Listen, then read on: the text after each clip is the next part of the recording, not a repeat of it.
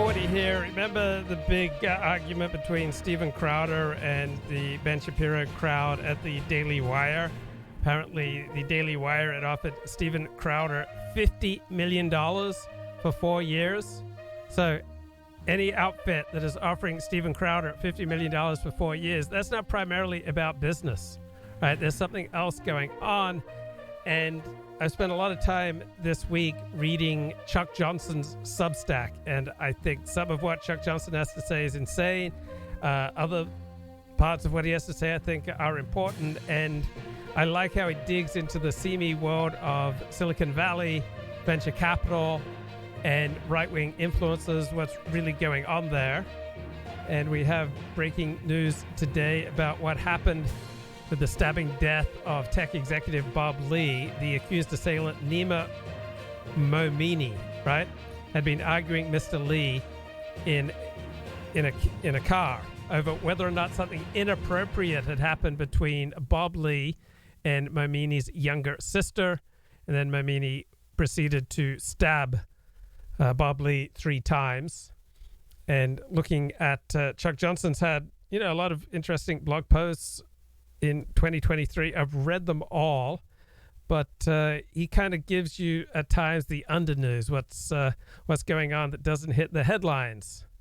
So this is what he wrote about Bob Lee. He says that I called around. A friend witnessed Bob Lee doing hard drugs dozens of times. Bob Lee liked drugs. Bob Lee bought drugs. Bob Lee liked orgies.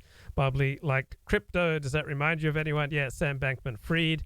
So we see how many Silicon Valley executives and regulators get compromised by drugs and prostitutes.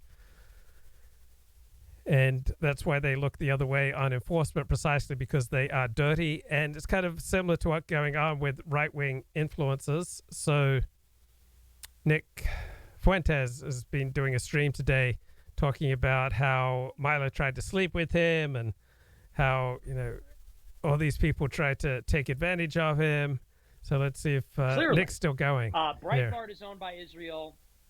Claremont is owned by Israel. Fox News is owned by Israel. Fox News is owned by the Murdochs, and the Murdochs donated to Netanyahu's campaign. Netanyahu stayed at Rupert Murdoch's apartment in London when he visited the United Kingdom. So this idea that we're like Republicans. I'm not a Republican. What have Republicans ever done for me? They don't secure the border. They're not anti-war. They're not protectionist. They're not in favor of tariffs.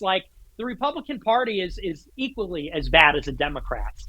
And people say, and this is why I was so anti-Republican in 2020, because I said, look, they're telling us to hold the line and all this bullshit. I'm like, this is the same congressional leadership that wouldn't give Trump $2 billion for a border wall in the first 2 years of the first term. I remember, because I covered it every single day, when Trump delivered his package for the border wall. It was in January 2018. He said, I need 17, and in fall 2017, specifically October 2017, Trump floated the idea of an amnesty for the DACA recipients. Then he comes forward in January 18, and he says, I want this grand bargain. I want $17 billion for a 30-foot, 1,000-mile concrete border wall. I want $6 additional billion. Okay, well, keep an eye on any highlights from today's Nick Fuentes live stream, but he's responding to these postings here by Milo Yiannopoulos about Ali Alexander. Okay, sinister music.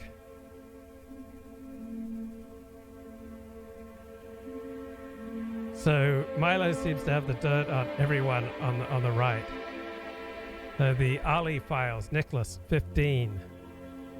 So Milo's been posting all these screenshots. Nicholas was 15 years old when Ali Alexander asked him for sexually explicit photographs. So the young man was supposedly heterosexual, but he sent Akbar several images. The Ali files has obtained screenshots of these interactions that show Ali Akbar committing multiple child sex crimes. So So Nicholas, who's now 21 years old and a high-profile America First supporter. So Ali and I, we used to talk in like 2017. At the time, I was sort of naive, and I didn't have the connections, and I wasn't as experienced with the people in this political circle as I am now. So I was kind of I didn't see anything unusual at the time.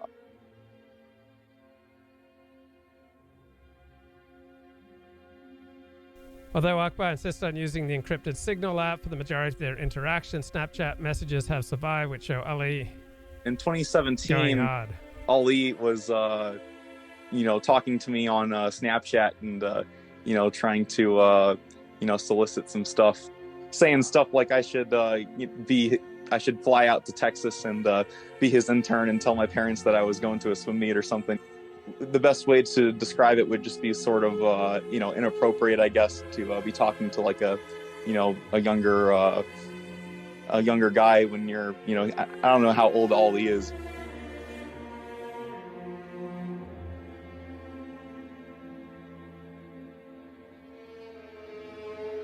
So Ali intimated he would pay for the images, never did. Conversation records show Akbar calling Nicholas his puppy, wanting to meet up with this kid in person. Nick is 100% aware. I don't think there's any way he couldn't be aware of that background, because Milo, around the time of the last AFPAC conference, was putting together a list of people who had these experiences with Ali. I'm not exactly sure what he specifically brings to the table.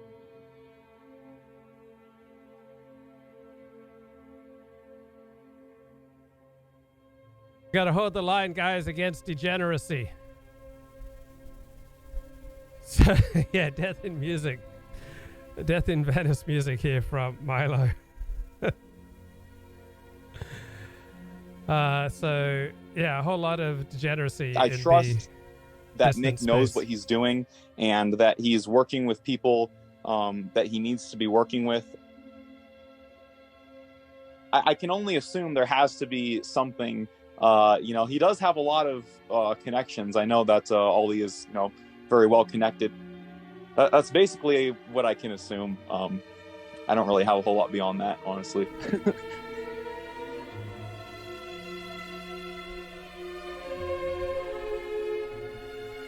So Nicholas was 15 when Ali Alexander Akbar asked him for sexually explicit photos. So long thread here about this dark, very well dark time in America First. 6 years, Nicholas has remained silent. No statute of limitations. Okay, this is from Milo Yiannopoulos. All right. Then we got Jade McNeil here. And I want to organize a massive movement politically to take over the country. And that involves a great deal of associations. And sometimes they're not all good. It's as simple as that. If you have a problem with that, well, you try to build something. That's what I would say. I've got sympathy here for Nick's position, right? If you are trying to build something, then you have to frequently make deals with the devil. On the other hand, if you're simply primarily trying to build your own career, then it's less palatable what you're doing. Our countries and movements and things are going to be ground to pieces because of bad faith attacks over sexual impropriety.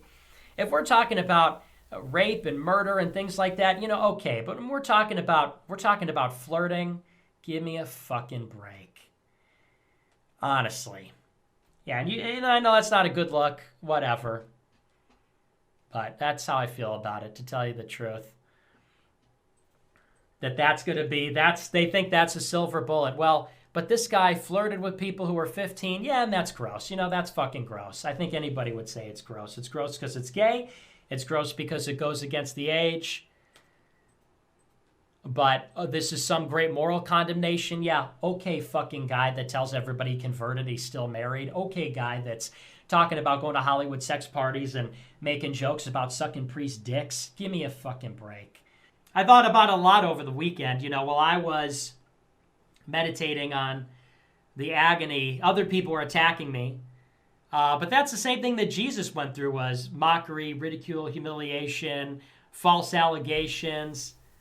and you can't answer it. You can't defend it. I was moved by the fact that Pontius Pilate was impressed with Jesus' demeanor, that Jesus stood accused and faced death, but he was stoic. And that's really all that you can be, is obedient and resolved in a situation like that. That's it. That's all you can do. Because you're never going to beat the synagogue of Satan with lies. Wow, he's just like Jesus. I mean, yeah, I see the similarities, but guys, we got to fight to take back our country from the Democrats who are satanic pedophiles. And if you get out there and fight, yeah, you'll make some enemies, but you'll also make some great friends. So, through the show, I said to you as soon as you said that to me, that everyone I am close to is a result, including my wife, is a result of my being a public figure. If you're a public figure with values, you're very lucky, because if you have really good values, it's not easy to meet a lot of people. But if you're a public figure with these values, it's infinitely easier. It's really amazing. I've been reflecting on that a lot over the past few weeks. That when Dennis says everyone in his life, you're not exaggerating. That's right. I mean, if we go through the roster, including your wife, me, I mean, right, you, Robert Florzak, who I had on my Estrin. show, Alan, I mean, all of these people, a lot of the Shabbat crew, Right, of they're course. all because they listened to you and reached out to you. Or in the cases of the two rabbis who were at our Shabbat dinners, they were students of mine. So it was, again, I didn't have a radio show at the time. I got it at the end of that work with them, but it doesn't matter. All of it is a result of that. It's been a very, very lucky thing in my life. Well, as you like to say of me and others who take to your work before we were liberal, you get half the credit. Because it's a testament to you that you don't think of yourself as sort of above it. Like, oh, I'm not going to become friends with my fans. There are a lot of famous people who treat their fans in a transactional way. You marry your fans. You become best friends with your fans. You know, like you really... yeah, I mean, that's so much better. Now, not everyone who goes public and becomes a public figure is going to, attract good people into their life. It depends on what's in you, depends on the context, the situation. Some people are just not cut out for being public figures, and other people can stand the heat and then therefore use the benefits of the heat of being in public. But kind of incredible where Dennis says everyone he's close to is because he is a public figure. Wow. And his wife number 3 started out as a fan. So here's Dennis from today's show. Over the lockdowns, of course, there was nowhere to go, like cruising. Anyway, it's good to be back. I'll tell you where I was. I was in Mexico all this week. I was in Cancun, which is the far east corner of Mexico. It's as long to fly to Cancun from Los Angeles as it is to fly to the East Coast. 4.5 hours. It's really remarkable, the distances here. And I was the featured speaker at a Passover retreat where about 1,500 people attended, and where I spoke 3 times. And my kids and their kids were there, and it was a glorious time for me. I was at a hotel the likes of which I had never seen in years, of very fancy hotels for all sorts of retreats. It was a world unto itself. And anyway, I am very rested. I am back, although I will be flying a tremendous amount. I'm going to Europe and back 3 times in the next 6 weeks. So the reason I didn't broadcast 2 of those days from Mexico, which I wanted to, was my syndicators are very intent on having the video up and excellent of the show, and that was not doable in this case. So how do you fly around the world and deliver speeches? Like, how do you get the energy to be as productive as Dennis Prager? And that is, you get energy from the people you're interacting with. So at a very young age, people were drawn to Dennis Prager. He was elected class president from 1st grade through to 12th grade. And adults, when he was a kid, liked to talk to him.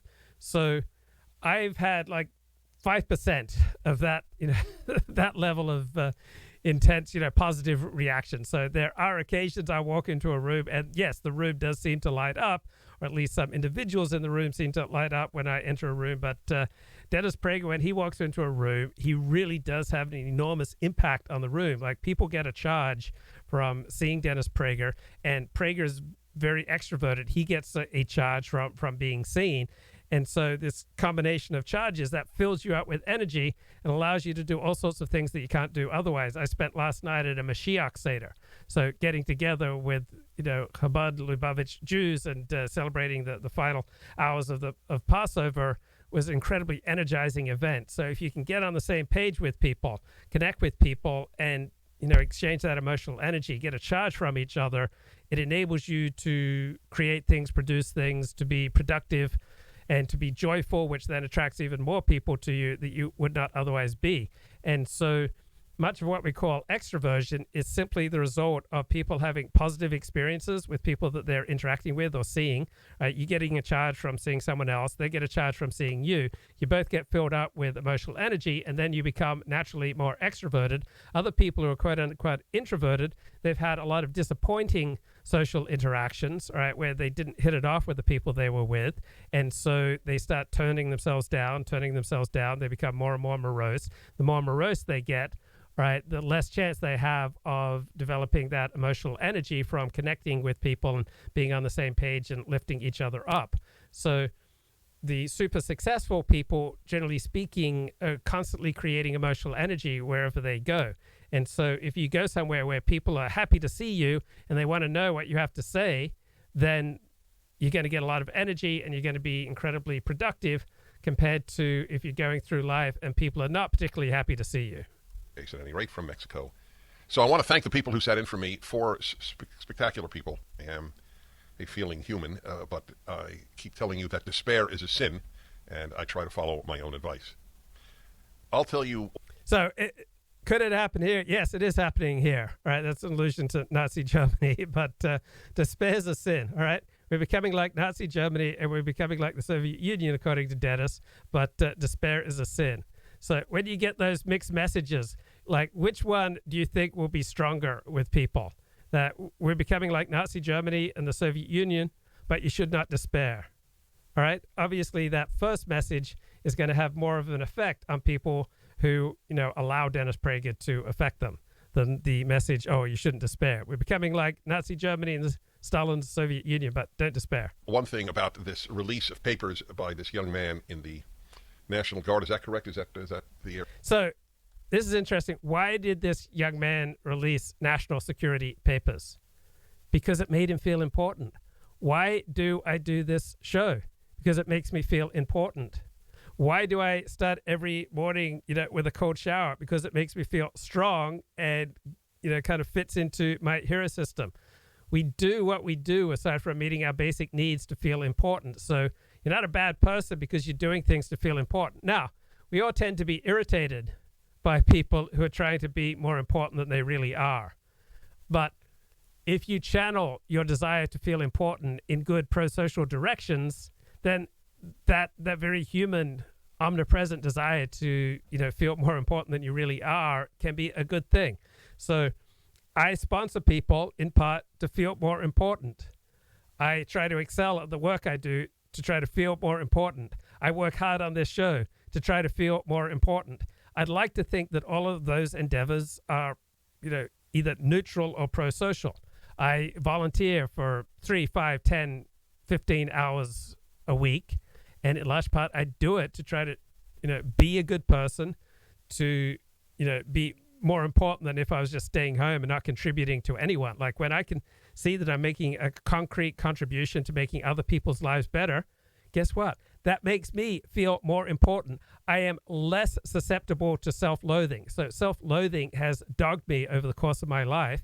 If I do some volunteering, that makes me less vulnerable to self-loathing and the accompanying depression. So I volunteer in part to make myself feel better about myself, to make myself feel somewhat important. I'd like to think that when I volunteer that, I'm doing something of importance to some people, that when I do a show, I'm doing something of importance to some people. Now, there are probably 100 people in the world who are just like generically interested in, Luke Ford's opinion on things. And there are probably like 1 million people in the world who are just generically interested in Dennis Prager's opinion on things.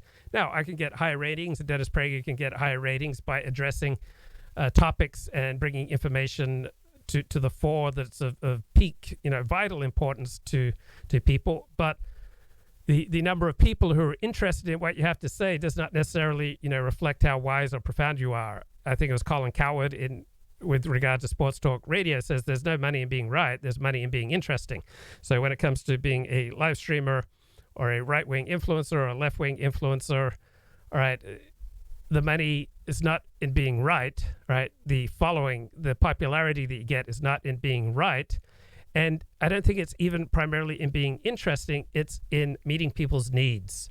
So just like a good prostitute, whispers things into a man's ear and, tells him all sorts of things that aren't true to meet his needs. So to the influencer, like the live streamer who's selling parts of his soul, all right, needs to cultivate an audience by reliably providing them with what they want to hear.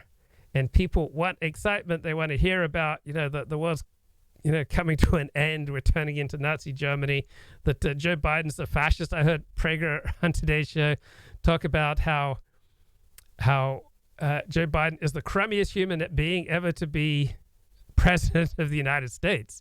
That's exactly what his audience wants to hear. You need to provide, these kind of emotionally reassuring messages to develop a large following as a right-wing influencer. He was in. Two things that are just a given.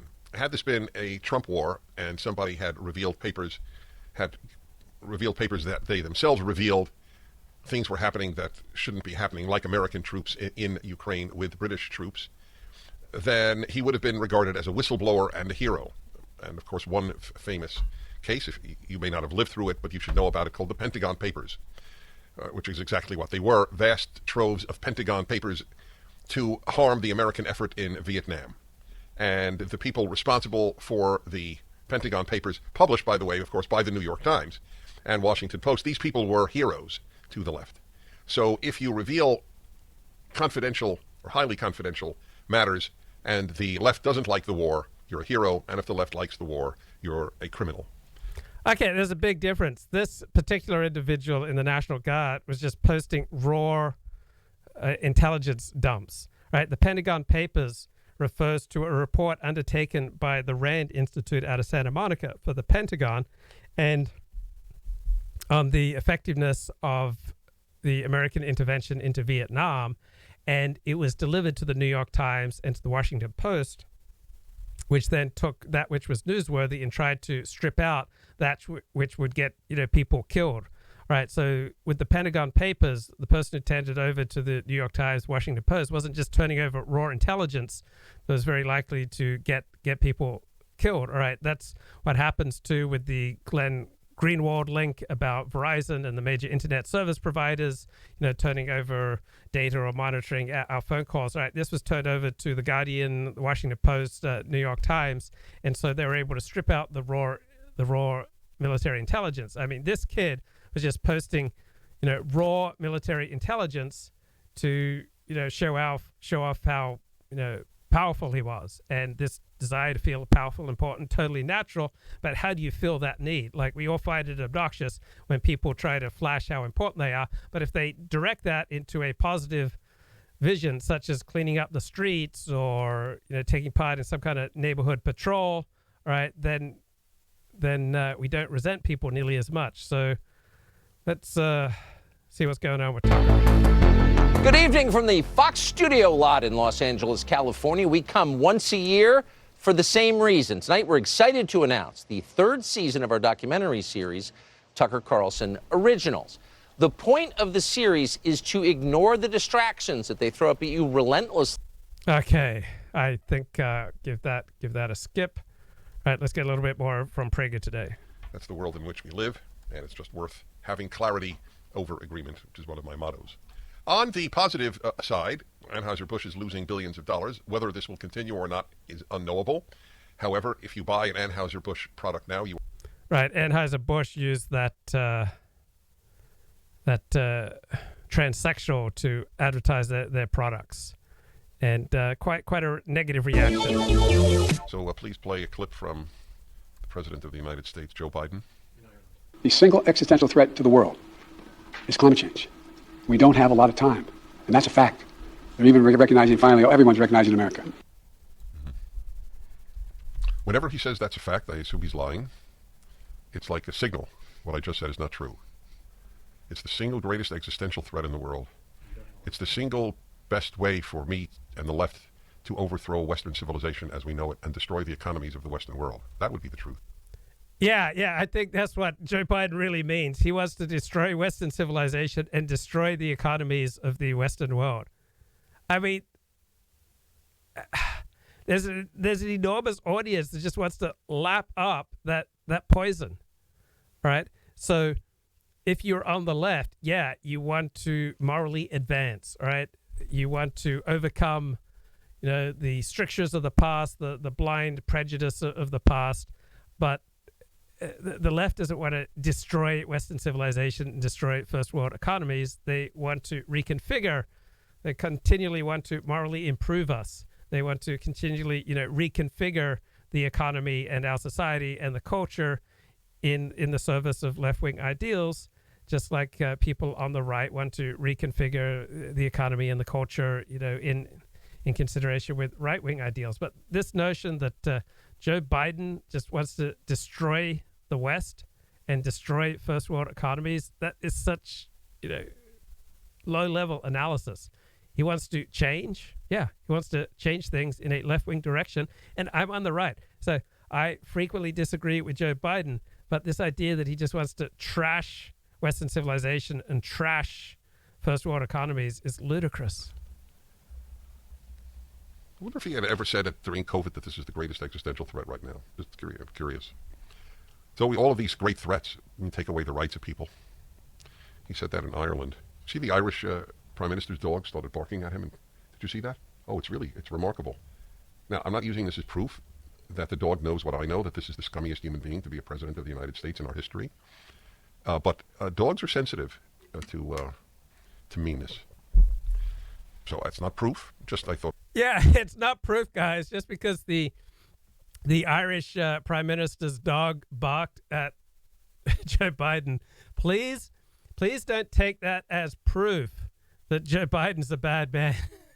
But Dennis Prager, he found that very interesting that the dog barked at Joe Biden. So Prager University's Will Witt or something, Dennis Prager set him up with this woman, and they either got married or they are getting married. She's a Dutch philosopher.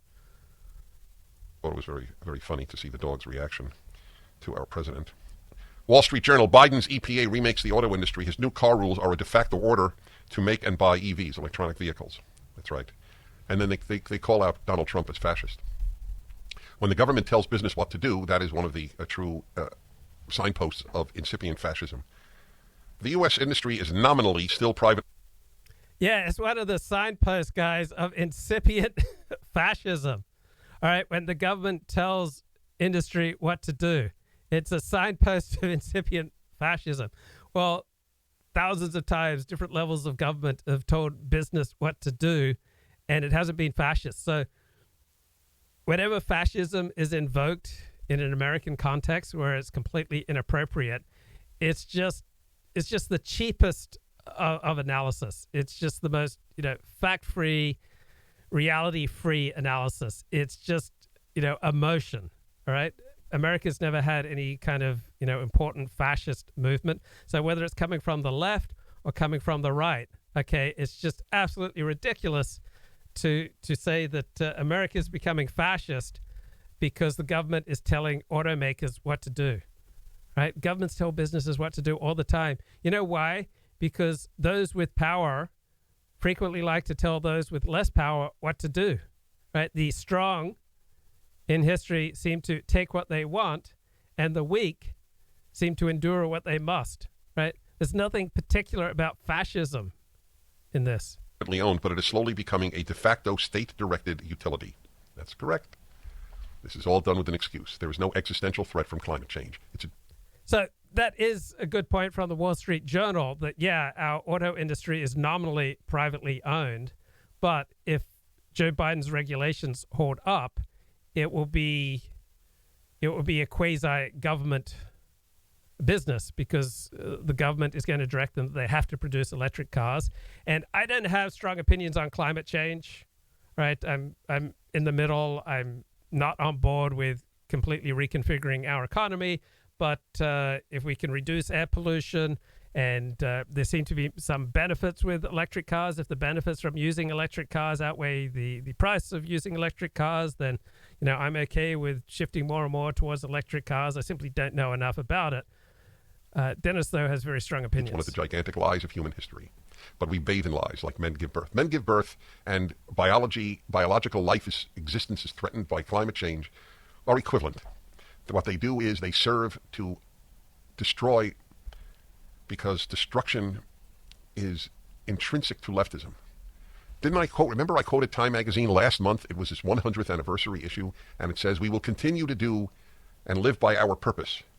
Change and disruption. Not report, not tell the truth. Change." Economic and widespread psychological fallout from the pandemic. Of course, it's not from the pandemic. It's from the lockdowns. I told you that the whole time. Fair point. Is a, what did they say, recovering addict? And he has been sober for about, it's called college. So Dennis and many talks others, about I might his add. son here. Not only I college. assume it's his How many people adopted leave college son. happier and healthier than when they entered? But that's not my subject. I'm Dennis Prager, and I have been lecturing about happiness for many decades. I got my topic today from my son, one of my sons, who is a, what did they say, recovering addict? And he has been sober for about 6 or 8 years. What is the year? And he has more wisdom than, I would say, 95% of the students at Harvard, because he went through AA. I learned that from you folks who have called me all of my broadcast life, and I kept hearing these words of wisdom, and I would say, "Where'd you pick that up? Where'd you pick that up?" And in almost every case, it was, 12-step program. And I said decades ago, people who went through 12-step programs have more wisdom than the faculty at almost any university. So, my friends, I got a topic from him. We were just together. I just came from Mexico, where I spoke at a very large Passover retreat this week, and it was quite a week. And my family was there. It was a very beautiful week. So here it is.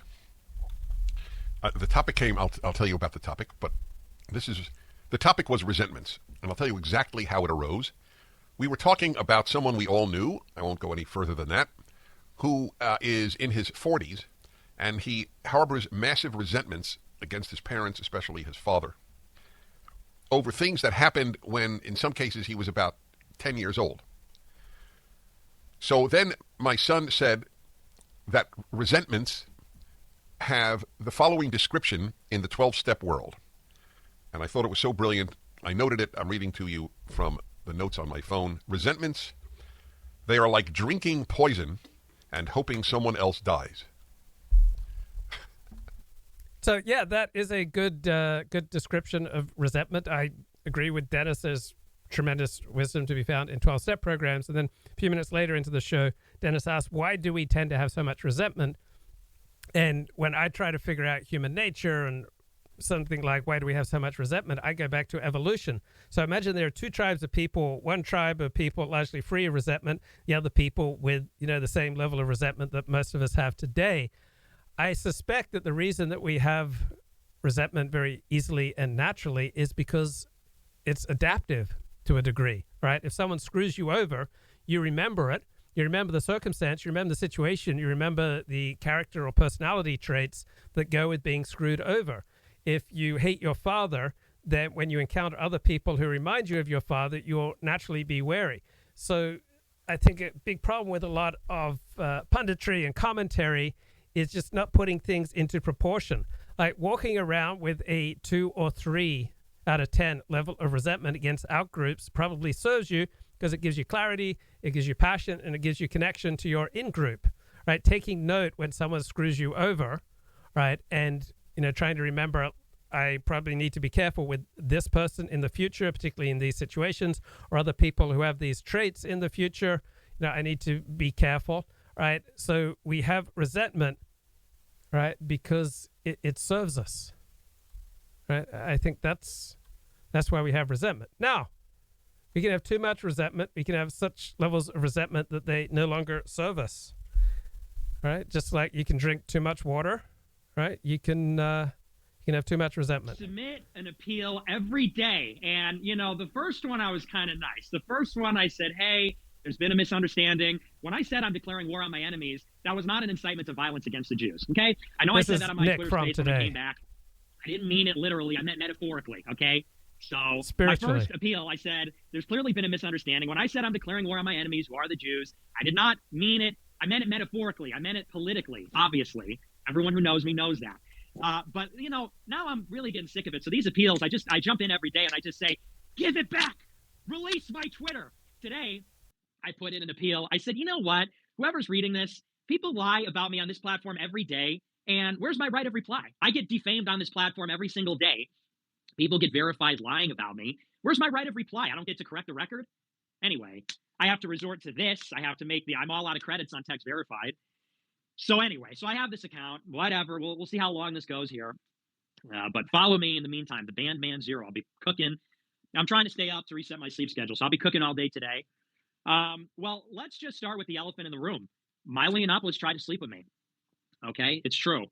And we're having a Me Too moment, and it demands accountability. You know, it's time. It's time for accountability. It's time for honesty. Time for full transparency, and for sexual abusers to be utterly destroyed by the righteous people. And so we're going to name a few abusers who have flown under the radar for a long time. One of them, you know, Milo, who's probably the prototypical gay Jewish pedophile. I think everybody knows that by now, who got his start in America by bragging to Joe Rogan about how he went to kid raping parties. He said something, and I'll pin the clip at some point, but I'm sure you've all seen it. He goes on Joe Rogan in 15 and he says, oh yeah, I went to a Hollywood party where they were raping kids. And Joe Rogan says, really, who was there? And he goes, well, I'm not going to tell anyone. Okay. So that's like our introduction is, hey, I go to these parties where kids get raped. No, but I'm not going to name who's even there. We still don't even know. It's still been concealed.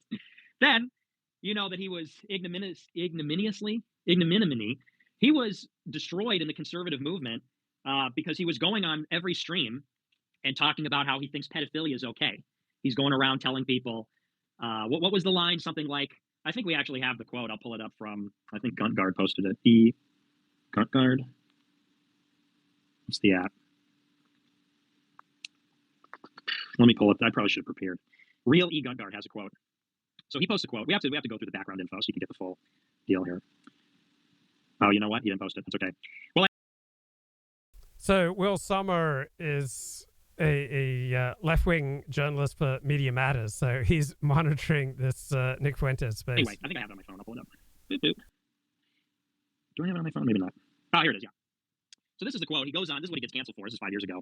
He says, pedophilia is not a sexual attraction to somebody 13 years old. What? Pedophilia is attraction to children who have not reached puberty. He says, I think in the gay world, some of the most important, enriching, and incredibly life-affirming, important, shaping relationships very often between younger boys and older men, they can be hugely positive experiences for those young boys. It can even save those young boys from desolation, from suicide, providing they are consensual. Oh, okay. In the interview, he was asked about the charges of pedophilia against Hollywood director Bryan Singer. He disavowed any knowledge of Singer, but said he had attended Hollywood parties by other celebrities where he saw things that beggared belief, where some of the boys were very young. We won't name them. He says the law is probably the right age. I think it particularly happens in the gay world. In many cases, those relationships with older men. This is one of the reasons I hate the left. The stupid one-size-fits-all policing of culture, not liking pedophilia. Yeah, this is why I hate the left. They're not down with pedophilia enough, I guess. This arbitrary, oppressive idea of consent, which totally destroys the understanding many of us have. That must be a gay thing, I guess. Well, yeah, it is actually. He goes, you know, people are messy and complex, in the homosexual world particularly. Some of those relationships between younger boys and older men, those sort of coming-of-age, you know, good old gay rape, coming-of-age tale. The relationships in which those older men help those young boys to discover who they are and give them security and safety and provide them with love and a reliable sort of rock where they can't speak to their parents. Some of those relationships are the best. Okay. Just a quick refresher. That's why this guy got canceled initially. He was supposed to be the keynote speaker at CPAC. I got banned from CPAC. This guy was going to be the keynote speaker. So that didn't happen. He got canceled by Reagan Battalion. Funnily enough, Reagan Battalion, also run by pedophiles. You look into Reagan Battalion, and there was a hacker who installed a keylogger on the Reagan Battalion user's computer, and the guy was looking up child porn, okay? The point I'm trying to get across, so you understand, is that conservative politics is literally full of gay pedophiles, okay? They're everywhere. They're almost as prominent as Jews in the Republican conservative scene. Everybody, and by the way, all conservatives know what I'm talking about. Any conservative that works in politics, you don't have to go very far. You know what I'm talking about. So Milo gets canceled because he's going on and on about how pedophilia is so awesome. He happens to be canceled by also pedophiles. Milo's a Jew, gay pedo. He gets canceled by gay pedo Jews as well. They happen to be Hasidic. So Milo is the guy that Nick Fuentes has been turning to for advice and forming common cause over the past few years. So Nick is quite happy to work with Milo when he thinks that Milo is going to further his career. Jews from New York City. This is your conservative movement, by the way. Meanwhile, I get banned from CPAC because I hate Israel. Okay. Anyway, so that's the lore there. And Milo goes through this big arc. And by the way, here's what I find very interesting. So this is clearly how he feels about it. He said this as an adult man. That's how he feels. Nobody gets to the age of 30 believing that. And that's not, that was just some flippant, they're playing devil's advocate. No, that's what you believe. If you're an adult male and you're going out in public repeatedly making the same, and he would make the same disgusting joke. He would always say, oh, I wouldn't give nearly good enough head if it wasn't for Father Michael, who apparently raped him as a kid. Nice joke. And by the way, if you go through these clips, which I have, he tells that joke 100 times. He's really proud of that one. I think it's gross. Anyway. Point is, you're 30, you're saying that, that's your belief. Well, he gets fired for it and everything. He's working at Breitbart. Breitbart also run by Jews. I just like to point these things out. Milo Jewish, canceled by Reagan Battalion Jewish, fired by Breitbart, which was founded in America, conceived in Israel, by Bibi Netanyahu, by Jim Hoft. Yeah, Milo's like, 1/8 Jewish. And yeah, there are a disproportionate number of Jews in the intellectual space because Jews tend to be highly educated and have high verbal IQs. Was gay. And Breitbart, who is now run by a Jewish immigrant from South Africa, whose biggest gripe with Biden is he's anti-Israel. It's just the whole thing is just like, do you understand what a revolutionary force I represent? Nick is happy to work with anyone that he thought would either further his career or further his movement. I don't criticize him for that. The United States and England made common cause with Joseph Stalin's Soviet Union to defeat the Nazis. So if you want to make a real world difference, yeah, you frequently have to form common cause with the devil. Because I'm not a part of that. I go on Twitter and in 40 minutes I get 1,000 followers. I do a conference with 1,200 people. I'm not one guy that's not part of this Jewish control matrix. I just want to point that out. Anyway, so Milo gets fired and allegedly goes through this huge conversion. I go on his show in 2019 and he's berating me. He had just read E. Michael Jones for the first time, baby's first Logos. I go on a show and I say, listen, dude, like black people have lower average IQ. Like this is the wealth of nations, man. It's about IQ. Richard Lynn, this is basic stuff. And he's telling me, well, E. Michael Jones said that actually it's not, so he takes a Catholic pill. And this is why I'm thinking, okay, maybe this guy's changed. He's turning a corner. He's embracing, if you don't know, E. Michael Jones is a big Catholic intellectual out of South Bend, Indiana. Anyway, so I go on a show in 2019 after the Groyper War and I say, hey man, like, I think you turned the corner. He's talking about Catholicism. He's talking about turning away from his gay lifestyle. I think that's terrific. I don't really talk to him throughout 2020. I made the unforgivable mistake. I think I texted him in 2020 and I said, hey, do you have any web developers? Because I'm trying to develop a streaming website, which later became Cozy TV. And he said, oh yeah, here's the number for this guy, Ray, who built Censor TV. I said, oh, perfect, thank you. So I texted Ray and Ray kind of blew me off. He never worked on the site. But I said this on my show at the time. I said, yeah, Milo was super helpful with the site and he gave me a referral for a developer. And for like years, people persisted with this lie. They said, oh, Milo owns his site. Oh, Milo owns his site. Everybody's information. It's like he gave me a referral. Whatever. So I don't really talk to him throughout 2020. 2021, as you know, shit hits the fan with January 6th. And it gets bad. I get banned from banks. I get put on the no-fly list. I get my money frozen by the FBI. All this terrible stuff happens to me. And I'm in a really dark place. My grandma died. My mom got cancer. My dad got cancer. $500,000 in cash was frozen by the feds. I got put on the no-fly list. I got banned from DLive. I got banned from my payment processor. At that time, I was making $50,000 a month. I'd actually made $70,000 in December 2020. Zero. Overnight, went to zero. I was making no money, and all my cash was frozen. My credit score was like 500 for a year because I couldn't pay my bills because I had no cash because my bank account. Whoa, Lauren Southern on Tucker? In your country, how does it feel from within it? Oh, it's absolutely maddening. We've just in the past few years, we've had a large thousands of guns banned in the country. We've just found out that our elections were almost entirely rigged by the Chinese government. So that's new news just in the last week. And essentially, we've lost our right to protest. I'm sure everyone saw it during the truckers, but that has continued on. That has persisted. Canadians are living in a state of absolute fear of our government, and we're not even sure if our government is controlled in Canada or overseas. Right, whether your democracy is real, and of course that's a familiar feeling to Americans. So the freedom of speech, the freedom of assembly, and the freedom to defend yourself, including against tyranny. The first two rights hang on the third. We interviewed you at some length in this documentary about the right to self-defense. I want to play part of it for our audience. One of the saddest parts for me is, I've got handguns myself, and I will probably be one of the last Canadians to own them. Those guns will die with me and then go to the government. I don't get to hand them down, nothing. He's banning firearms that in many cases are not even semi-automatic. We've got a thin veneer of civilization here in Canada right now. And when that thin veneer of civility crashes, the government don't want a bunch of people with guns that can defend themselves and have their own communities out here in rural Canada. They want to be in control. This will always be home to me, but there's just a bunch of politicians trying to make it less and less like home every day.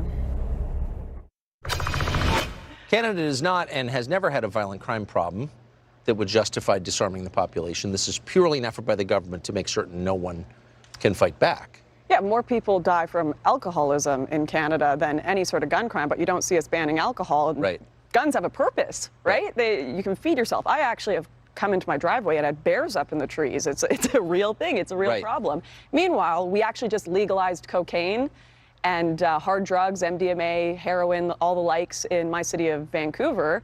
I guess we were having a work ethic problem with all the weed. They needed the cocaine legalized as well. They legalized cocaine in Vancouver. They've legalized cocaine in my city. You've got mushroom vending machines. If you walk down Hastings Street, now they're going to have shops where you can buy cocaine, but they've taken away guns. It seems they're legalizing all of the vices in my country while taking away all of the things that actually give people the ability to put their life in their own hands, have personal responsibility, take care of yourself. They want us drugged up, they want us pleasure-seeking, they want us completely, you know, the opiate of the masses, dependent on the government, turning a blind eye to all of the corruption going on. They just want us pleased with things that will distract us. Horrifying. One of the reasons I'm so glad you're here is because I have the feeling you're on a collision course with the Canadian government, so I wanted to meet you in person before whatever happens. Lauren Southern, remember that name. Thank you for joining us. Thank you, Tucker. You'll be able to watch this documentary, Oh Canada, on Fox Nation as of May 1st. If you don't have an account that allows you to do that, you can sign up at the Fox Nation website right now. You can. Was frozen, so I couldn't even pay off my credit cards. Anyway, it was a brutal, devastating year. And so I started hitting up Milo for advice because he's been around the block. And he's given me advice, and, he's leaked some text messages, so you've seen some of that.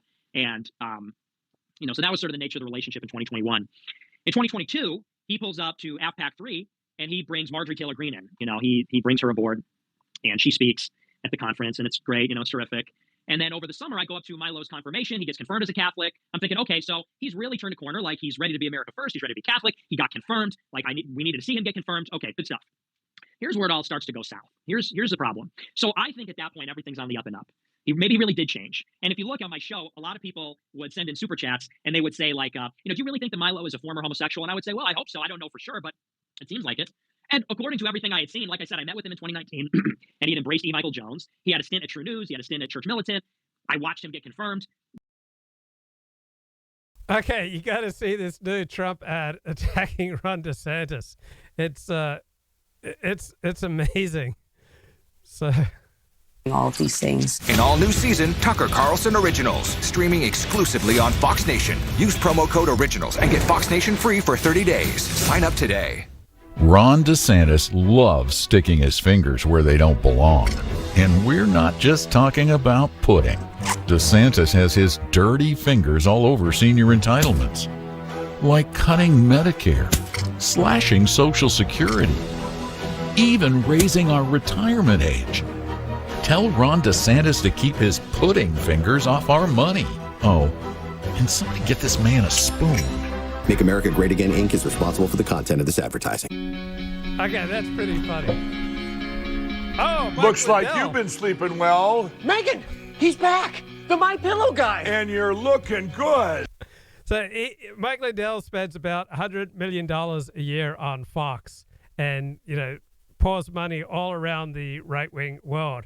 So is that really Mike Lindell's money, or is Mike Lindell a conduit for, groups that may be buying influence? So that's what Chuck Johnson's talking about. So January 20th of this year, Chuck Johnson wrote on his Substack about Steven Crowder, Daily Wire, etc. I think we need to stop pretending that these are real businesses. It's embarrassing. These are foreign-funded fronts powered by foreign cash and the goodwill and hard-earned money of true believers.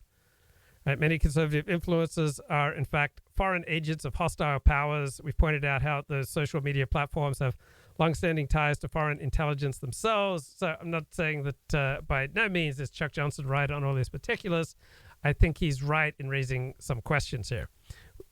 Chuck writes, we now are entering the part of the conversation where government action is needed to crack down on what are essentially foreign-funded intelligence operations in the United States. Maybe Steven Crowder is in on the big con all along. So Chuck Johnson, in some of these posts, calls for jailing people for misinformation. Now, offering Steven Crowder $50 million for 4 years by the Daily Wire, obviously that's not a for-profit business deal. There's something else going on. January 19th, Chuck Johnson writes, this is why I suspect the federal informant Hunter Biden will ultimately become a hero or perhaps president of the United States. Count me skeptical. And Chuck Johnson says, we are all living under Likud/Israeli occupation. Right? He writes January 23. If you're under an occupation, maybe the most patriotic thing you can do is to steal an election. What an interesting paradox. Why should we fetishize elections anyway? Wasn't Hitler democratically elected? And Chuck Johnson's got a theory that Joe Rogan's being blackmailed and that he's being run for Likud by Eric Weinstein. And Chuck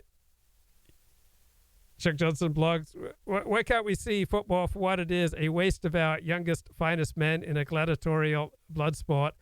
This game is totally rigged by mobsters, their descendants, and their frontmen. Are we sacrificing our young people for a game that's totally rigged? How many other things are totally rigged? So Chuck Johnson doesn't seem to need a great deal of evidence.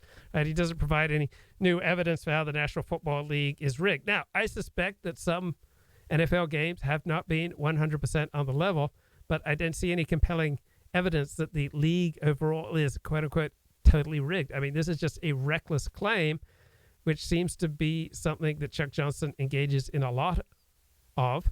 Now, Chuck Johnson's very intelligent. He's very connected. He does have some interesting things to say, but at the same time, he is incredibly reckless. So sometimes he's uniquely and bravely right. Sometimes he's just plain reckless and wrong. So February 8th, he writes, we should consider treating, some of these purveyors of misinformation or promoters of intellectual cul-de-sacs in the same way we treated their fascist antecedents by identifying them, confronting them, and ultimately by jailing them. So he wants to jail people who promote intellectual cul-de-sacs and purvey misinformation. That's insane. Now, there are many very strong arguments against wasting your time listening to Eric Weinstein and Joe Rogan, but whether or not Eric Weinstein is controlling Joe Rogan on behalf of Likud is really not worth talking about. It's like arguing about, which porn director is controlling another porn director.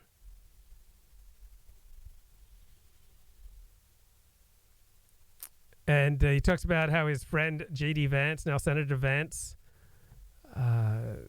so he's friends with Peter Thiel, J.D. Vance, a lot of interesting people, and I don't think he's lying. He's friends with Matt Gaetz, introduced Matt Gaetz to Matt Gaetz's wife. Chuck Johnson blogs February 16. You get paid for being right in investing, but in journalism, well, it all depends on whether or not some nation state likes your work or not, right? I think that's an interesting point. What tends to happen is that in going independent in journalism, you very much become dependent on your various sources of income, and given the anonymous nature of a lot of donations on the internet, some of that money can come and does come from foreign intelligence.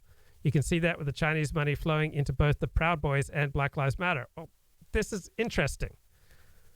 So whether or not he's right about the specifics, I do believe that he's onto something, that a lot of influence of money comes from foreign entities who are trying to, change the conversation in the United States.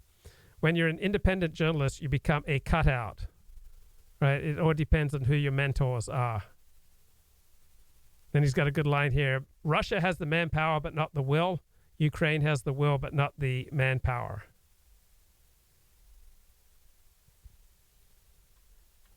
And he's got a lot of interesting posts on influencers. Says influencers, people who become successful as an influencer, right, they get targeted, right? If you become successful talking to an audience, you'll be beset by obsessive, weird spies who may attempt to destroy you if they can't blackmail you. And talking about Scott Adams here, claiming that for a time Jake Novak ran him, so did Israeli-American David Key, so did Joel Pollack, so did Dave Rubin, whose company Locals is backed by Israeli intelligence. All right, I'm not saying that's right.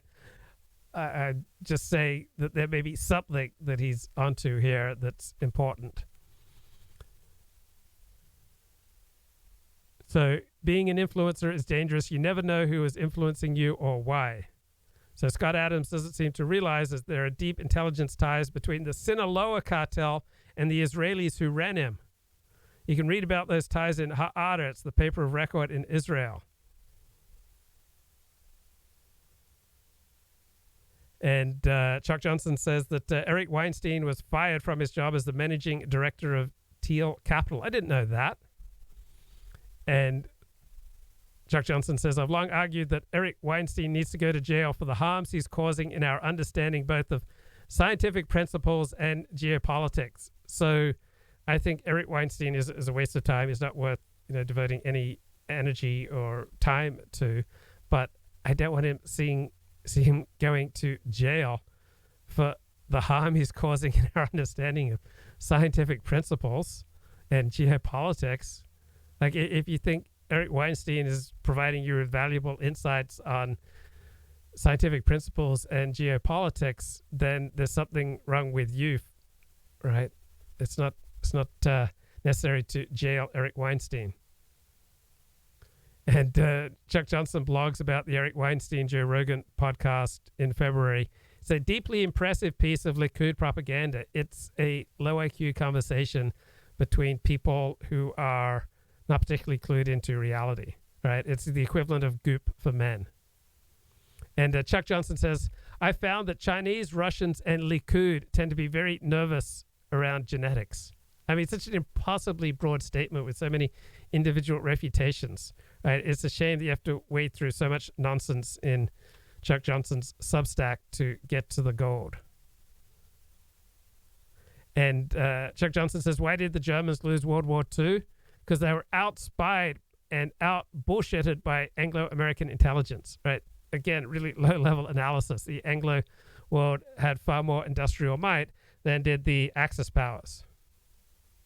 Oh, Chuck Johnson says the moon landing was real, but the footage was fake. That's my view, right? That's not something you should have a view on. You should either have evidence or keep quiet. I mean, a view that the moon landing footage is fake, that's his view.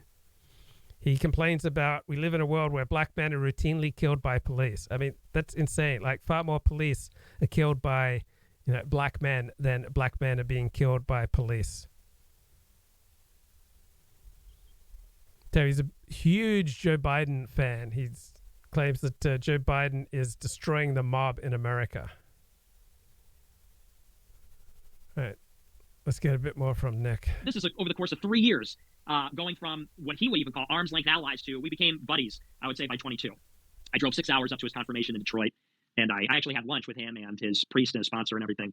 So I'm thinking, okay. Well, we go out to L.A. in November to work for Ye, and I see a totally different side. For starters, there's this very rude awakening where it becomes obvious that he is still very much with his husband, okay? They are still 100, they are still living together. They are still talking constantly every day. They're probably still having sex.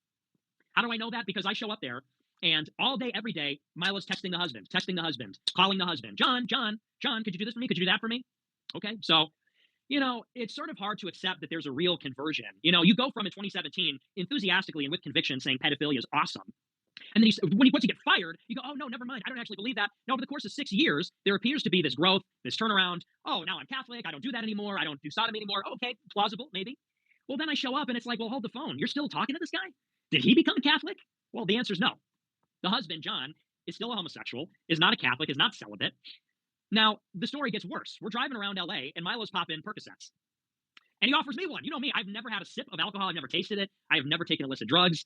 I've never smoked a cigarette. I've never smoked a vape. I'm a total teetotaler. I've never done any of that stuff. I get a headache. He goes, here, you want one of my Percocets? Like trying to drug me. I'm like, no, dude, I don't want any Percocet. I just have a headache. Like, I need a ibuprofen. He goes, no, really, it's legit. It has my name on it. Look, it's a legit bottle. It's got my name on it.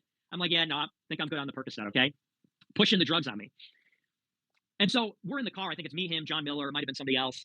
And he's telling us that he does. We're like, why do you have Percocet? What's the story with this? And he tells us that he needs to take drugs because it is so hard for him to not have gay sex that the only way to take his mind off of it is to replace that with another vice. He says the only way that I could stand not having gay sex and resisting the temptation is taking Percocet. I have to substitute one vice with another. My right hand to God, that is a real conversation. I said that on my show on last night or on Wednesday, and people thought I was kidding. My right hand to God, that was a real conversation. He said, I need to take these pills because they take my mind off of the fact that I'm still in love with my husband and I still want to have sex all the time. So I have to substitute one vice for another. Okay. So then I start thinking, and I'm putting the pieces together. So let's think about this. Milo lives with the husband. They're cohabitating. In the Catholic religion, you cannot cohabitate if you're getting married to a woman. You know, if I'm a guy getting married to my wife, I can't cohabitate with my fiance. That's a real marriage. You know, if I'm a guy getting married to some woman, I have a fiance, and we're like, she's got a ring and everything. We can't live in the same house. You know, but you've got this guy who wants to have gay sex so bad that he needs to be on drugs. He's cohabitating with the husband. They've been, quote unquote, married, and the husband isn't Catholic. The husband hasn't resigned that lifestyle. Then it gets better. Milo talks about flying the husband out to LA, using the Kanye money to fly John, the husband, out to LA, which he then does. And they go to Disneyland together, and it's all very cute, and it's all very adorable. So I'm thinking to myself, okay, Houston, we have a problem. Houston, we have a big problem. Yeah, Nick suddenly realized that there's a big problem, right? Let's get a little bit more from Chuck Johnson's Substack. He writes, March 27, one of the major reasons I left journalism for investing is that there was no way to capture being right. I regret spending as much time in ideological circles. I was a sucker, but I was attracted by abstraction, by principles. Like a lot of stupid, smart people, I wanted to be seen a certain way instead of being smart. That's an interesting perspective. Then he says something I find stupid. A major reason I didn't take the vaccine, the COVID vaccine, was that some of the very same people who advocated for the Iraq war were also pushing the vaccine quite hard. And that doesn't seem to me like a really strong argument against the COVID vaccine. And then he's become convinced that BAP, who's BAP again? That guy into photos of naked men, like Claremont. Anyway, BAP, like Claremont, is about getting you to do something crazed and radical, like overthrowing the republic under the guise of protecting it. Well, there's a smidgen of truth there, I think. And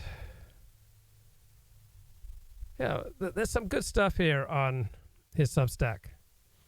I think we need to investigate the possibility that many of the tech innovators are in fact money launderers.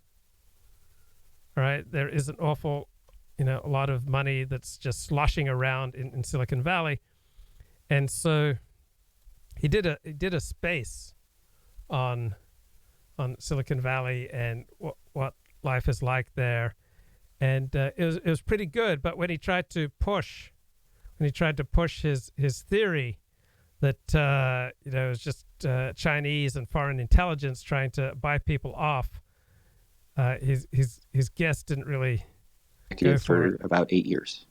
So here he is interviewing. Now, to give us like a day in the life, and we should say, like, just by way of disclosure, you and I have known each other, I want to say, for like maybe 15 years or so. Like, it's been a while. We both went to the same prep school. We're both gingers. We're both from the same town in Massachusetts. So, I've known you for quite a while. Okay, BAP, Bronze Age Pervert. That's right. The guy and his book just completely give me the creeps. And I've always known you to be a straight shooter. So give us the skinny. Like, what's a day like? What should people know? What's been your impressions? And go from there. That's a great question.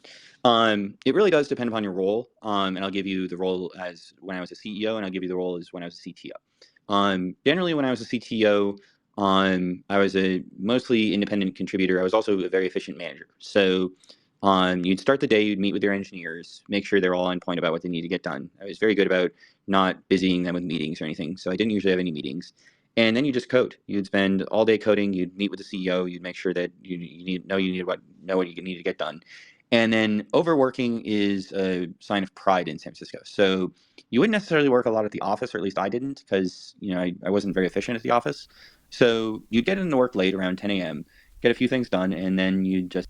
So this is a thoughtful and interesting discussion about Silicon Valley culture. Sit in front of your computer and write code. And maybe you have lunch, maybe you don't. Around 4 p.m. you'd leave, and what I did to deal with stress was I drank, and so did a lot of people in San Francisco. But in my case, I was always very busy. So did I ever listen to any Bronze Age perverts podcasts? No, never listened to them. I find him disturbing and repellent. And I was very productive. So I would go to a bar, and I'd just bring my laptop and I'd keep working and have a few glasses of wine until dinner time, at which point I'd generally have dinner with a friend or by myself. I'd go to the Four Seasons and have a burger or something like that. And then I would go find a comfortable spot at a relaxing bar.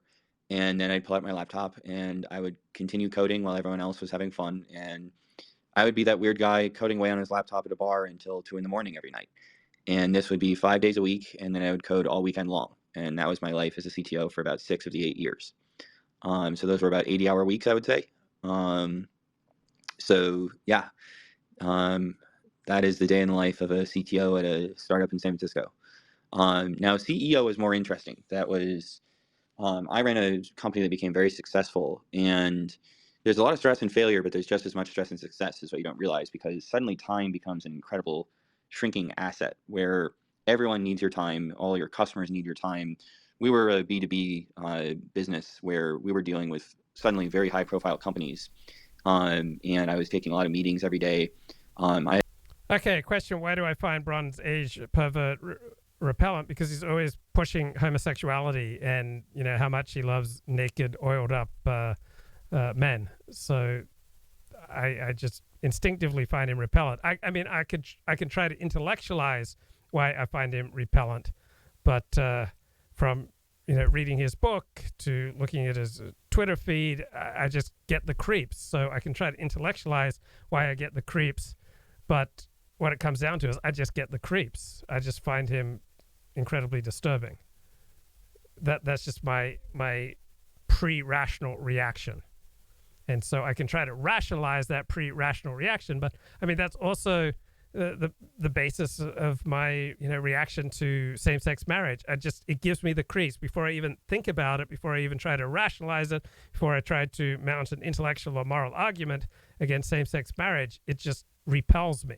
So I don't think that rational arguments are necessarily more powerful, more righteous, more right, more necessary than just instinctual reactions. If you have an instinctual reaction about being repelled by something, probably a good reason to just go along with it. Have I ever been propositioned by a man? Yeah, I have, you know, 3 or 4 times. I make ironic gay humor too. Yeah, I'm not condemning BAP. You know, I'm not saying that he's below me, I'm above him, I'm above anyone else. I make ironic gay humor too. I'm nothing about I'm straighter than BAP. All right, I just telling you just my raw. In fact, I'm telling you, I'm not even trying to make an argument against BAP. I just have an instinctive revulsion to what he does, and also to the way that, you know, he tries to make life miserable for anyone who criticizes him. Like the mildest, slightest criticism, and he likes to, you know, send his devotees, you know, on the warpath. So I won't try to rationalize it or moralize it. I just find him instinctively revolting. I had to very quickly learn to delegate. We were growing very fast. We were hiring. And, you know, suddenly I had so many meetings and getting around San Francisco. We hired me a private driver. You know, I had my meals made for me. I was getting very little sleep. Just time management becomes the most important aspect in your life because it's the number one thing that you just don't have enough of. And you suddenly have all of these people working for you, and their welfare is entirely dependent upon you being successful and you properly managing the company. Yeah, so this is a good Chuck Johnson discussion without a lot of crazy conspiracy theorizing. So his, I think, April 6th space on what it's like, the raw truth of life in Silicon Valley. Right, here's another Prager excerpt I found interesting. Life as a right-wing I ever even talked about it, but Dennis and Julie bring stuff out of me that even Mr. Speak About His Life Prager doesn't always mention, because it doesn't come up. It's not because I'm hiding it. But I actually lost a very significant amount of money by being conservative. My mode of income until about the age of 40, which is middle age already, early middle age, was overwhelmingly speaking in the Jewish community in America. I was the third most booked speaker because of my books on Judaism, because I've been Soviet Union and helped Soviet Jews, and so why are you smiling? And because it's so great. You deserve it. That's so, I mean, that's incredible. Oh, okay. Well, but that's not the punchline. Oh. That's the preface. When I became a well-known conservative, it all dried up. My entire income outside of a very minimal radio income, because I was on only local radio and for years, and not even every night. That didn't start till I was 42 or 44, whatever it was. So I lost money saying what I believed. Yeah, I think that's a good point, and it rings true. If you really do say what you believe, it can come at a tremendous, tremendous price. All right, let's get a little bit more here from, where is Nick Fuentes, his space today? I think it's a very tough pill to swallow for anybody that Milo was talking so flagrantly years ago about pedophilia. 13, he says that 13 is not pedophilia. An adult man can have a sexual relationship with a 13-year-old. He says that's not pedophilia. Proudly, unabashedly, unashamedly, he says that it's an oppressive consent culture, that the left opposes this. Proudly spewing this, and then, I'm so sorry, never mind, I'm a 30-year-old man. I don't believe that anymore, the day after he gets fired. I don't think anybody can associate with somebody like this after a comment like that. But over the period of 6 years, and me witnessing at least 3 of those years, I see this, what I think is progress. Okay, Michael Jones, okay, get interested in Catholicism, all right. I go to his confirmation, I'm thinking, okay, this is great. Well, the confirmation happens, by the way, I think it's August 22, just so you understand the timeline. We go out to LA November 22. And I show up there and I see, so that's all a crock of shit then. Like, that's all a lie. You didn't really, because he's going and making a big deal out of, well, I'm not doing this stuff anymore, and we're not married anymore, blah, blah, blah. I threw my wedding ring in the ocean. Well, no, you didn't, because you're still living with him. You're still cohabitating. He's still gay. You're still talking to him every day. You're still best friends. If you want to have sex so bad, you need to be on drugs, and you're cohabitating with somebody. Well, let's use our imagination. It's called occasion to sin, which is a sin in itself. Now, here's where things get fucked up. So like I said, he offered me drugs. The first night that we were there, he tries to get me to sleep in the same bed as him. He gets one hotel room. And I'm thinking, okay, maybe it's going to be 2 beds. It's going to be like a 2-bed situation, 2-bed setup, which I'm already uncomfortable with because I'm a hot guy. Okay, look, I'm a hot guy. I'm a hot, skinny young guy and everything. Not to be glib about it, but it's true. And I'm already like, okay, this is a little bizarre. He gets one room with 1 bed. Whoops, hang on, I dropped my phone. 1 room, 1 bed. And, I get in the room. I'm like, okay, there's 1 bed here. He goes, well, we could sleep in the same bed. We could do like a pillow partition. I'm like, yeah, no. I'm like, no way is that going to happen. No shit. And he gets like all offended. He was like seriously hurt. I'm like, dude, like, no fucking thank you. Too weird for me. No, I do not want to sleep. We can do a pillow partition. Yeah, thanks, but no thanks. I sleep on the floor. I didn't even sleep. I had my eyes open the whole night. I'm thinking, God forbid. Yeah, I'm really shocked. Really, really shocked that Milo would try to pull something like that on a good Christian like Nick Fuentes. Right. Here's Dennis and Julie on the importance of keeping it real. It was very moving to me, obviously. I knew it was going to change my life, and it did. So from the very beginning, talking about the first time you hosted a radio show. I knew, I said to myself, and I was 32 years old, 33, whatever. I always get it wrong. Doesn't matter. And I remember saying, you must talk normal, because the great majority of talk show hosts, and these people overwhelmingly are interesting and bright. There's no, you can't be a dummy and have a talk show. It doesn't last. Maybe you could do it on dummy subjects, but not on serious subjects. Anyway, so it's not a knock on them. It's just this is how I heard the average talk show. Hey, everybody, welcome to the show. It's great to be with you. Hey, what do you think? And I thought, well, that's not how they talk when they're off the air. So I decided I will, and here's the irony. It takes effort to be real. You would think it's effortless because you're just you. But especially if you do public work, it takes a great deal of effort to make sure that you don't enter public forms of speech, but speak real. And obviously, given my success, for which I am deeply grateful, it worked. And that's what this is. So at the same time, Dennis talks about how all his radio program directors kept telling him, you need to speak with more energy. You need to speak with more energy. So how do you do an incredibly energized show? Do you do it by saying that the word fascism just has no relevance to political discourse in the United States? No, you get a lot more energy talking about how the Democrats are the real fascists or the real racists, and that Joe Biden, pushing the car industry to make more electric cars, that's fascist, right? That's incredibly energizing to talk about how America is turning into Nazi Germany, America is turning into Joseph Stalin's Soviet Union, that the Democrats are the real fascists. All right, so that's energizing, but it comes at a tremendous price. So I think that's there's an element there of self-deception, talking about, I just talk the way I normally talk, right? To do a nationally syndicated talk show host, like to do my show, I have to speak with 5 times as much energy as I'd bring to a normal conversation. Dennis Prager has to speak, 5-10 times the amount of energy that he brings to a normal conversation. And you can't talk with that much energy about, neutral things. You have to hype yourself up and have to hype up your listeners to, get that energy flowing back and forth between you. All right, let's get a little bit more here from Nick Space. Something happened here. And so at that point, I went down to the hotel lobby the first thing the next morning. I said, I need another room. Put it on I said, I need another room. Can you charge it to the existing reservation? His card declined because he's broke. I said, you know what? Put it on my card. I need a room now. I need to get out the door. Like, okay, here, we got you all set up. Okay. I get checked in. And at that point, I realized, this guy cannot be anywhere near Ye. This guy cannot be anywhere near me, cannot be anywhere near America First. And it's a very delicate situation. I actually talked to Candace Owens about this because Candace Owens was trying to warn Ye. She was texting Ye and saying, Ye, you got to fire Milo. He's terrible. Look at all this stuff he's saying about you and all this stuff. And Ye wasn't really listening. And so Candace starts texting me and she goes, you got to tell him what's up. And she was a little suspicious of me at first because Milo introduced me to Ye. And I said, look, Candace, I'm on the same page, but this guy's a maniac. This guy's a total psycho. I don't want to make an enemy out of this guy because look at how obsessed he is with Laura Loomer. Look at how obsessed he is with Ali. Look at how obsessed he is with, every other person that's ever wronged him, perceived or real. I said, I don't want to make an enemy out of this guy. I don't want him to go home mad. I just want him to go home. I said, so, what do I do in this situation?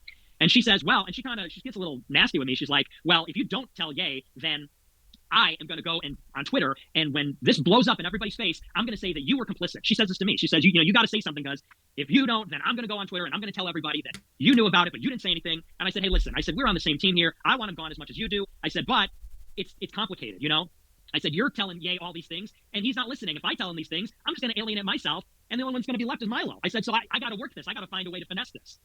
And anyway, so... Yeah, learning to work things, learning to finesse things, all right? That's how you get to be more successful and advance in your career. All right, here's Julie Hartman talking about how much disgust she has with people who try to buy influence. Why only 3 people engaging with your post. And it's also interesting because... The attitude that life is a game. Yes. This attitude has infected our society more generally. The examples I gave on my show, look at the Kardashians. We idolize people who are famous for just being famous. We don't care anymore about why people are famous. We just admire that they finessed and BS their way to the top. I actually think a lot of people admire the Kardashians more precisely because they don't have any talent. And they were just so good at BSing that they were able to fool everyone and make all this money and get all this fame.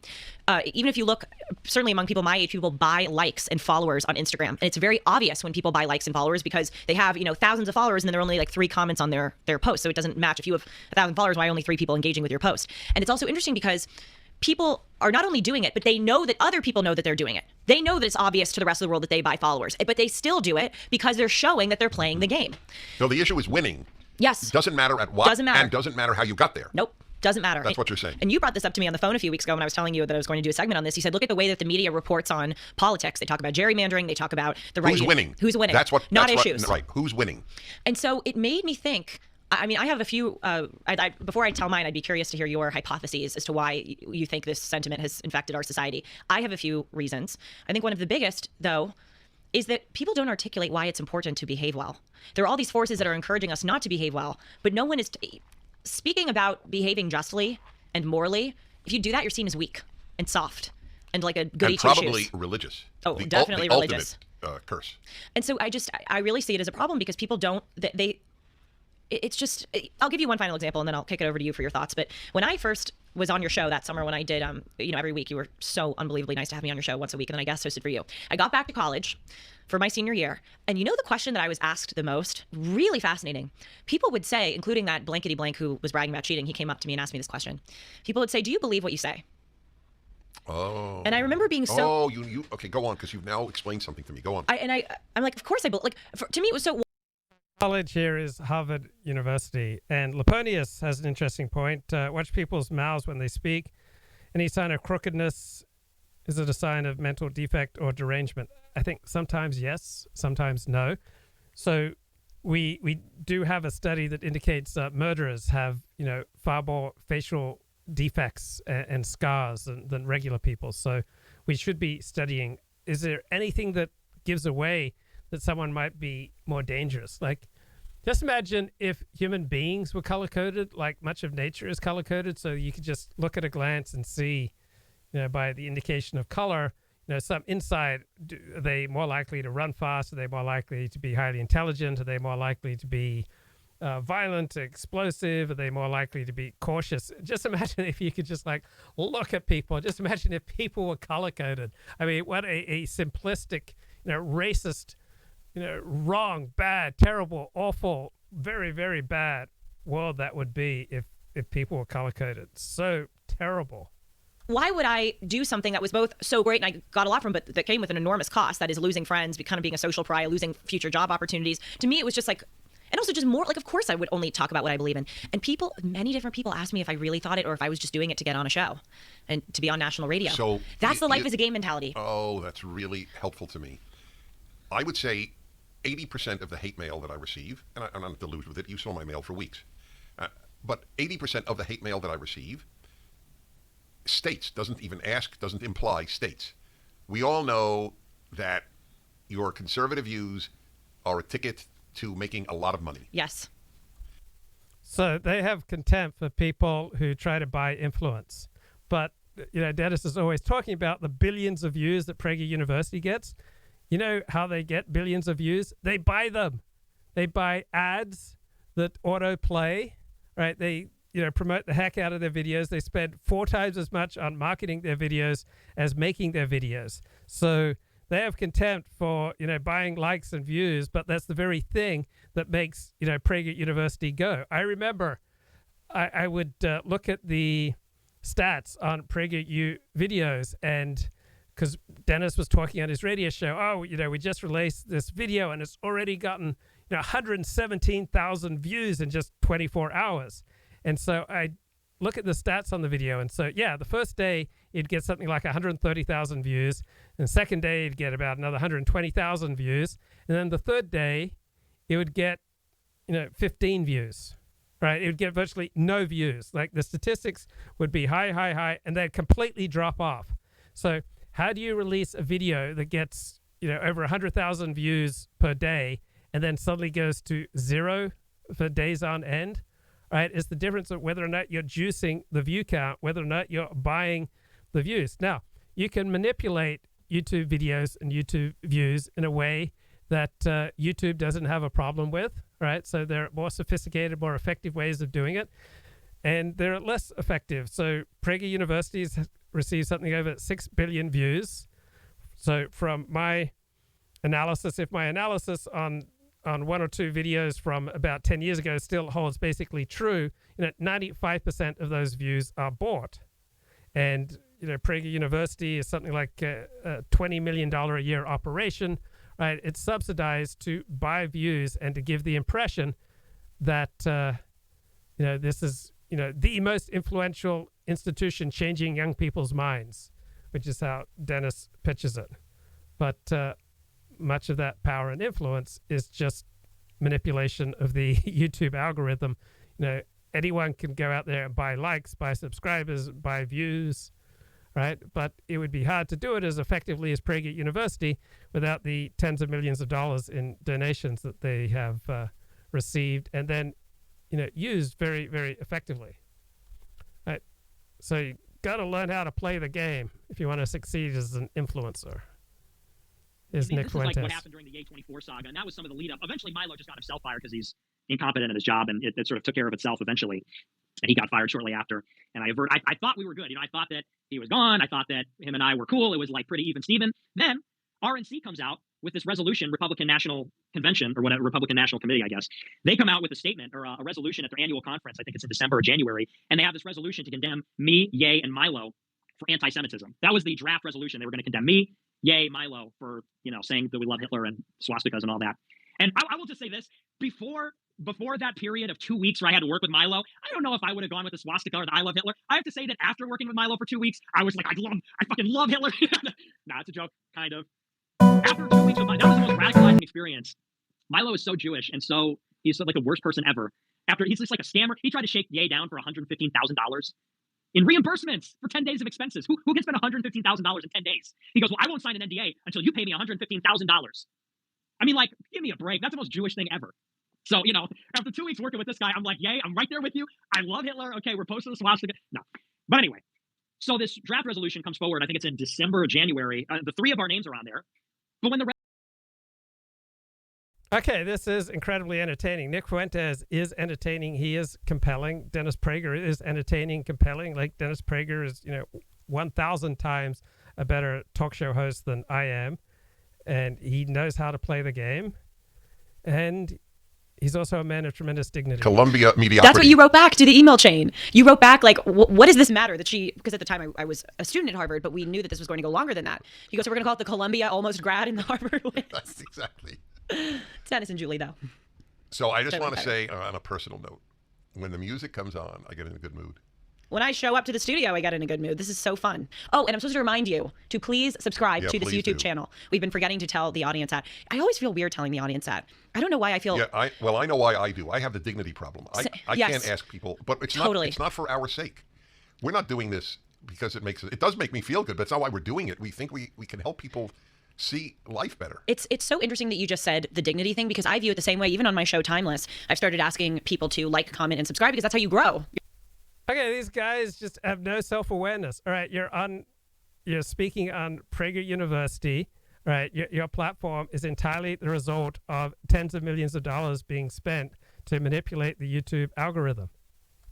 But you have too much dignity to ask people to like and subscribe. Your channel. You have to remind people to take the action to subscribe. But again, I always found I feel a little uncomfortable when I do it, because at least for people my age, you may not see this as much. There are a lot of influencers in my generation that constantly go, subscribe to my channel, subscribe. And I view it as undignified and as a bombardment. And also you're not like them. And it's not a put down. It's just, it's different. Anyway, but please, so how do they subscribe? How do they subscribe? You click a subscribe button. So do it. That's it? That's it. Yeah, you just one button. So I have a super duper serious question. You ready? Which means it really super duper is. serious. It is. Oh, okay. It is actually. All right. I'm trying to work this through. We're living in an age of madness. I was reading on my show about a girl at 13 had her breasts removed. The one who's suing Pfizer? Yes. Or not Pfizer, Kaiser Permanente. Yes. 13. If somebody would have predicted this 10 years ago, look, this is my proof. It's on YouTube. It's gone viral, millions and millions of views. When I said on Bill Maher's show, the left says that men menstruate, he started laughing at me. Who says that? And within a year, that if you didn't say men menstruate, you were considered transphobic. The speed with which people accept the absurd is frightening. But my question to you, it's a big one, and I'm not sure, I'm sure there isn't one objective answer, but I'm still curious because you're you. Do you think that, I don't even think half, but do you think some serious percentage of your generation in America is aware of how crazy we've become? Okay, let's get back to Nick. Resolution is passed. There are 9 resolutions. One of them was this. When it was finally passed, the language only said me and Ye. It didn't say Milo. And I said, that's weird. I thought I saw in the initial report that his name was on there. I thought it was the 3 of us. Honestly, though, I wasn't mad about it, because it's like, Milo shouldn't get the anti-Semitic credentials because he's Jewish, and he's not even anti-Semitic at all. So I'm like, so I was actually that's why I remembered, because I saw the initial report about the draft resolution, and I said, that's bullshit. He shouldn't be on there. He's Jewish. Well, he didn't make it to the final resolution that wound up passing. And we find out the same day that that's because he sent a letter to the RNC saying to them that actually he shouldn't be included in it because he's Jewish. And he's got Jewish ancestors, and he's not an anti-Semite like Ye and Nick. And he talks about how he's got Jewish donors and Jewish friends and all this. Really? Which is like not surprising at all. And so I do a show and I say, yeah, that's a really nasty thing to do, to throw everybody under the bus like that. Jokes aside, because I'm joking a little bit when I say he doesn't have the credentials and all this. But it is like throwing us under the bus. He was very much a part of the A24 for 2 weeks with me. He was in the room when all these conversations were happening. And for him to then go out to the RNC of all places, like fuck the RNC, for him to go to them and say, oh, I'm not anti-Semitic. No, they are. He said some ridiculous thing in the letter. He said, true anti-Semites can't acknowledge that there are such things as good Jews because it's such an impediment to their racial prejudice. Seriously? What a joke. I'm friends with Jewish people. I'm a fan of guys like Ron Owens and Paul Gottfried and Darren Beatty. What an ignorant thing to say. That's like, but it's typical of his ilk. Anyway, so I put him on blast on my show. I say, that's a really rotten, underhanded thing to do. Way to throw everybody under the bus like that.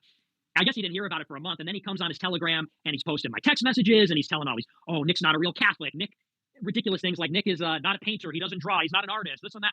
He's actually 5'7". He lies about his height. And then just throwing everything at the wall to see what will stick. And then he comes up with the story about Ali Alexander or Ali Akbar.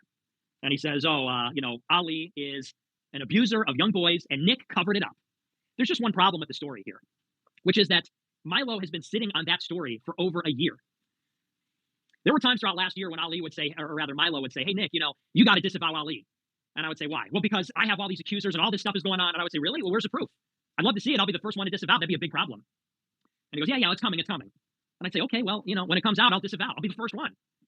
But I told them, and I have the text conversation as well. I said, I don't disavow people based on rumors. I said, you don't even like Ali. I said, you hate Ali. So you hate him. You tell me he's a pedo or whatever. I'm like, and maybe that's true. You say you have evidence, but you won't show anybody. I said, I'm not going to disavow somebody based on a rumor. Ali, things have come out recently, but he was always sticking his neck out for me early on when a lot of people wouldn't, when I got canceled back in 2017 and nobody wanted to touch me with a 10-foot pole. So I said, I'm not going to throw this guy under the bus because you say so. I mean, you want me to throw Laura Loomer under the bus. He wanted me to throw JLP under the bus. You got to disavow Jesse Lee Peterson. Why? Well, there's 20 accusers. They're all going to come out against him. And then there were like 3 guys and they're all on drugs. And they had no proof. They're just like, oh yeah, like this is all happening. Really? Where's the proof? Oh, you got to disavow Laura Loomer. She's crazy. She's on drugs, this and that. Seriously? I know Laura Loomer. She's brilliant. She's tough. Seriously? He wanted me to disavow her because Karen Giorno quit her campaign. Karen Giorno's a Zionist. Karen Giorno's a hardcore philo-Semite Zionist. I'm like, so let me get this straight. You told me that I need to preemptively disavow Jesse Lee Peterson, and he turned out to be innocent. And he's a good guy, and he spoke at my conference and everything. I said, so that was bullshit. I go, you want me to disavow Laura Loomer because you have some axe to grind with her after Karen Giorno betrayed her. And Karen Giorno betrayed me. And Karen Giorno's a hardcore Zio shill. She told me a couple years ago that I should change my show because America First is anti-Semitic, literally. I'm like, yeah, I'm not going to disavow Laura Loomer because Karen Giorno said so. Karen Giorno said America First is anti-Semitic. No thanks. So you got to put yourself in my shoes. So Milo says, well, now you got to disavow Ali. Really? That all sounds terrible. Where's the proof? Oh, well, it'll come out eventually. Really? Oh, just like the rest of it, right? So I said, well, when it comes out, then it'll be a big problem. Well, I'll construct a timeline for you.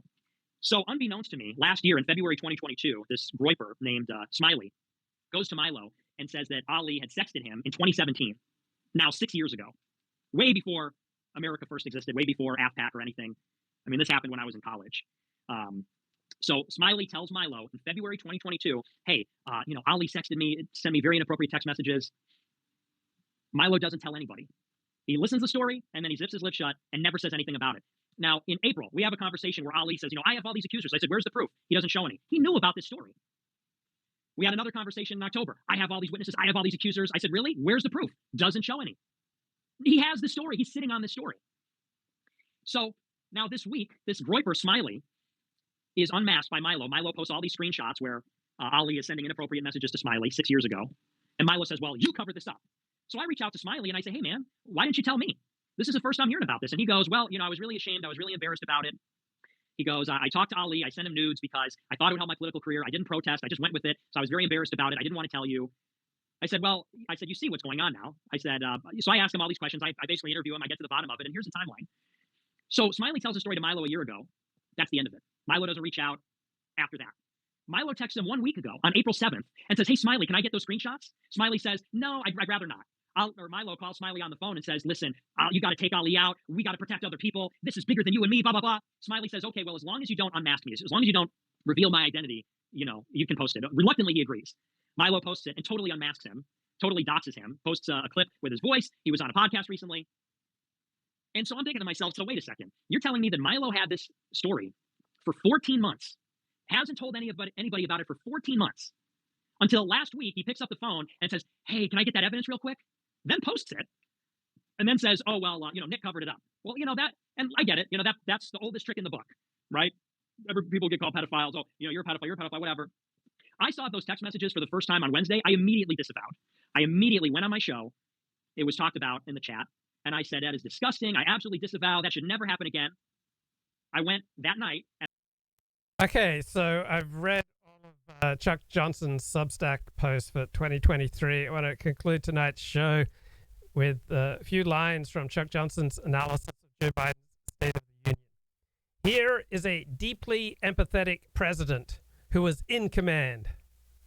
Let us lay out the arguments against Joe Biden. They tell us he doesn't speak right, that he's old, that he's infirm, that he's senile, that he can't get it done, that he's in decline. Well, tonight, those critiques all melted away. For now, our government is in safe hands, and that's all that really matters. President Joe Biden is the man for this moment. Long may the moment last, and may he. Right. That's Chuck Johnson, who was a huge Donald Trump supporter, now a huge Joe Biden supporter. A lot of interesting things on Chuck Johnson's Substack. It seems to me the ratio is about 5 to 10 to 1 craziness to, every useful insight. That's it. Take care. Good Shabbos. Bye-bye.